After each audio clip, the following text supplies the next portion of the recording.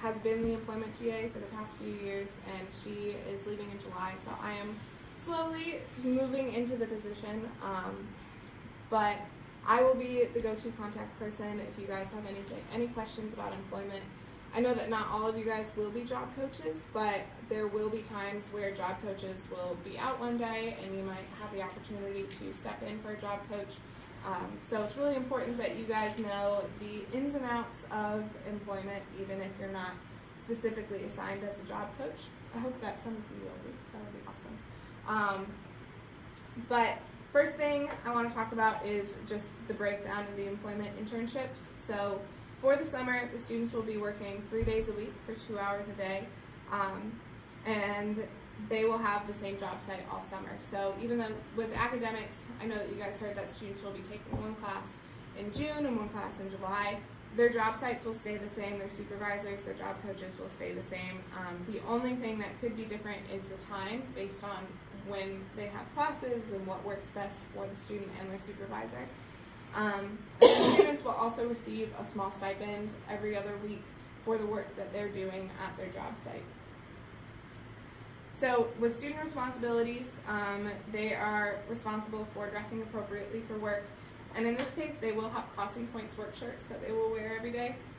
So they will be responsible for, they will only get one shirt, so they're responsible for making sure that it is clean, it does not smell, it is not wrinkled, hopefully. Then with that, they'll also be wearing jeans or khakis, and then for Bama dining, they require them to wear black pants. And so that's the only difference. If they're working somewhere else, then jeans or khakis are perfectly fine. Closed-toed shoes and a belt too. And the students are also responsible for working the entire shift. Since they're only working 2 hours a day, they don't work long enough to have a break built into their schedule.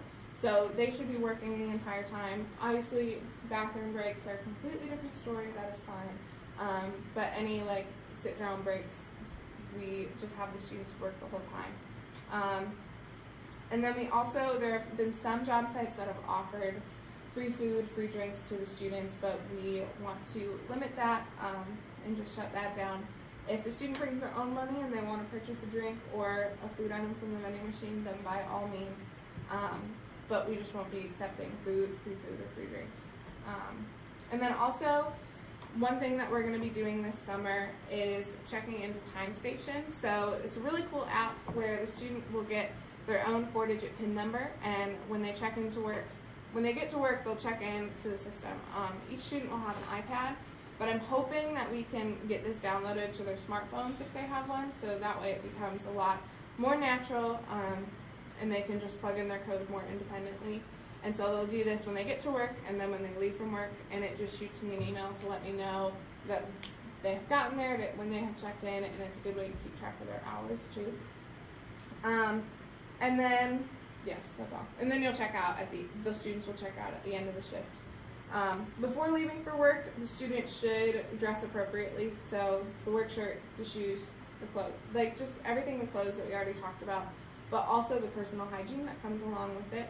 So the student and the RAs and Savannah with independent living will definitely touch on this too, but the students should make sure that their teeth are brushed, so that their hair is combed, they are wearing deodorant, just all the personal things that go into being well groomed for a job. And then I'm also hoping that all the students, if they have smartphones, then we can download it just directly to their smartphones, but I want to make sure that each student has independent access to the bus app we have here on campus, and so you guys will, as job coaches, will be supporting them to use that more independently to check when the buses are coming, and work with them on figuring out when is a good time to leave for work every day. When the student gets to work, it's important that they are on time. If you guys are running late, that happens. It totally happens. So supporting the student in emailing their supervisor or texting me to let me know that you guys are running behind. That's just good communication with any supervisor. Greeting the supervisors and coworkers when they get to work. The students will put their things away, so sometimes they will bring lunches, backpacks, a change of clothes with them to work if they have to go straight from work to class or work to an activity. And so the student and the supervisor can designate a good location every day that they can come in and put their stuff.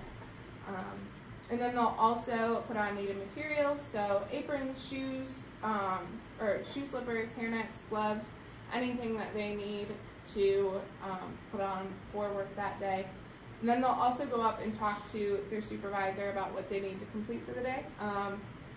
And so some students and job coaches worked out a system where they had a checklist every day and they worked through the checklist. But other students work a little bit more closely with their supervisor, and so the supervisor can guide what they'll be doing for the day. It really just depends on the preference between the student and the supervisor and what works best.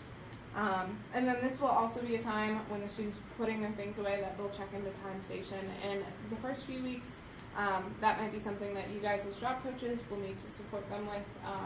But with everything, we want to make sure that we're feeding those prompts as the summer goes on. During work, the student should work as independently as possible and ask for help when needed. And I think that's something, asking for help when needed, is really important too. As the student is becoming more independent and advocating for themselves, they should be able to learn how to vocalize when they need help. And they should acknowledge guests and coworkers as they come on by. It's good social skills when they are in a professional setting.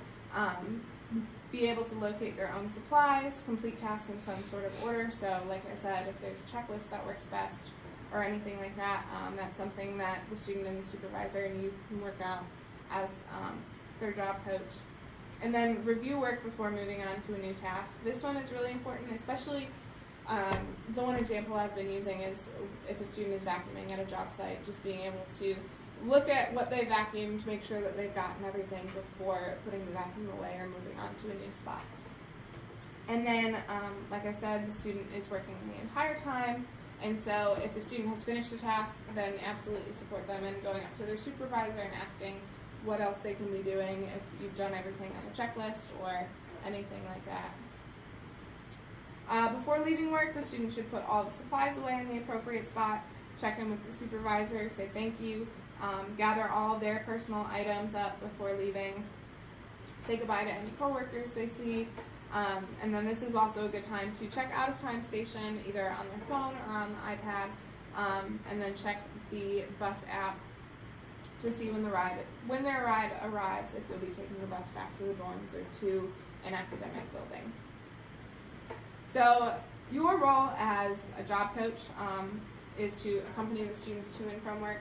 If the students are riding the bus, then especially I think mainly the first month, you will be with the student going to and from work. But as the student becomes more independent using the bus system, navigating the bus app, figuring that out on their own, then we might be able to fade that to where you are just meeting the student at their work site. And then also, you'll be supporting them into using the Time Station more independently, and this might be helping them remember their 4-digit code or just accessing it on their phone, whatever that may be. And then providing support as needed during work. And so like I mentioned earlier, we want to make sure that we're supporting the students but not over supporting them. We don't want to support them with something that they can do independently. And so with that, my kind of take on it is, as long as the task that they're doing can't put them in harm's way if it's done wrong, then let them try it independently first, gauge where they're at, and then provide support, increasing support as needed. And then also modeling appropriate work behaviors. So one thing I wanted to touch on with this, and I go over a little bit more here, is just being actively participating, actively paying attention when you're with your student. So obviously you'll have your phone out, you'll be checking GroupMe for any updates that might be coming from our mentor GroupMe, taking pictures of the student or videos while the student is working, but we don't want any job coach to just be sitting back on their phone and not paying attention to the student. And this is especially if the student is working independently. You may think that it's okay to just kind of step off because they're doing the work, they're doing great, they're doing independently. But you still want to be able to see the student, to be able to communicate with the student, so that way if they do need help, that you are there to provide the appropriate support. And you will also dress appropriately. So for most job sites, this just means you can wear jeans, you can wear nice shorts, a nice shirt, just kind of gauge the job site and where you're at. And then the qualitrates you'll fill out every single day. What I did last year is I would just stay like an extra 10 minutes after my shift was over, fill it out, make sure I got all the details that I had and had written that all down before leaving, so that way I didn't have to do it when I got home or later that evening. So that's what I would recommend, but it's important that you guys fill it out every day so we can track progress the student is making and then make those decisions about whether we need to fade transportation prompts or fade prompts at the job site.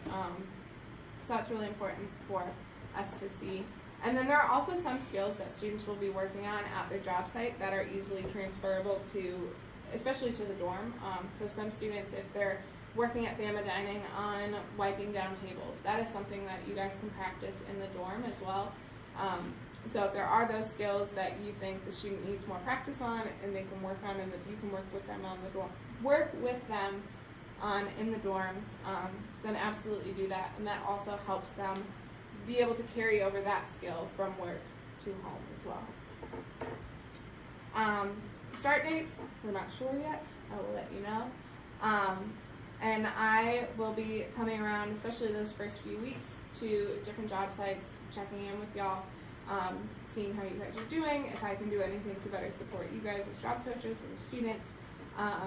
So I'll be doing that, and then I'll also put my phone number and my email into the GroupMe. My GroupMe is kind of tricky at times, so if you need to get a hold of me, texting or calling is the best way.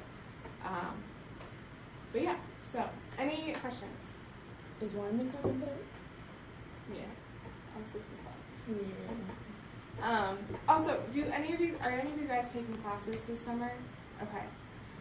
Like on campus? Mm-hmm. Okay, cool. I'm gonna have you guys write down just the hours that you guys are unavailable, so that way it'll make it easier on me when I'm scheduling job coaches. So just put your name and the time.